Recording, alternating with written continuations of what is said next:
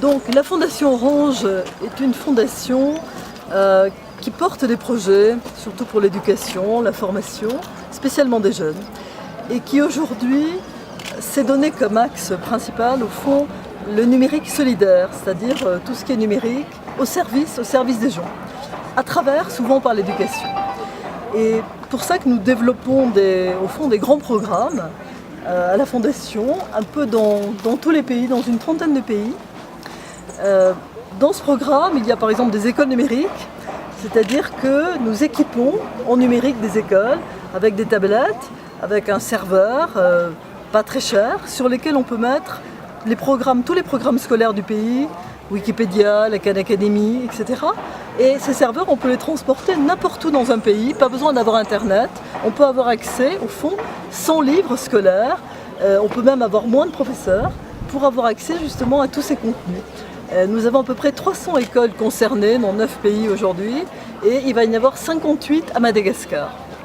Deuxième programme, des maisons digitales, qui sont des maisons que nous ouvrons pour au fond initier les femmes au numérique. Beaucoup de femmes ont besoin justement d'avoir des connaissances numériques pour développer des affaires, des projets. Et il va y en avoir à peu près déjà 8 dans les maisons de villages SOS Enfants. Et c'est une nouvelle étape de notre collaboration avec Maître Maria qui dirige donc SOS Village d'Enfants. Et le troisième grand projet, c'est les Fab Labs. Et ici, c'est le premier Fab Lab à Madagascar et c'est le deuxième Fab Lab en Afrique. Un Fab Lab, c'est quoi? Ça veut dire Fabrication Laboratory. C'est donc une espèce d'atelier de fabrication numérique. Ça veut dire que vous prenez un endroit, si possible, ouvert sur les jeunes. C'est bien quand il y a par exemple des écoles à proximité, des universités, des centres de formation. C'est le cas ici, où il y a justement beaucoup de jeunes dans les villages d'enfants. On y met des outils qui sont parmi les plus performants du monde, comme des imprimantes 3D, comme des fraiseuses numériques. Il y a même quelque chose qui s'appelle la défonceuse numérique, c'est terrible.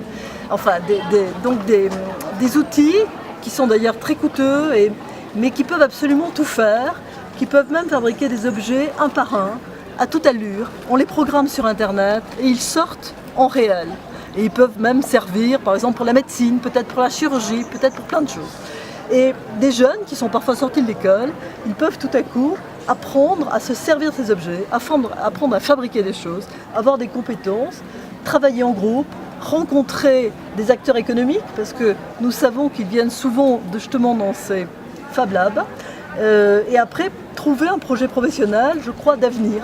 Et je pense que ça vaut la peine. Nous développons au fond ce programme dans tous les pays où nous intervenons et on est très heureux qu'il y ait un de nos premiers Fab Labs ici, justement, à Madagascar, ce matin.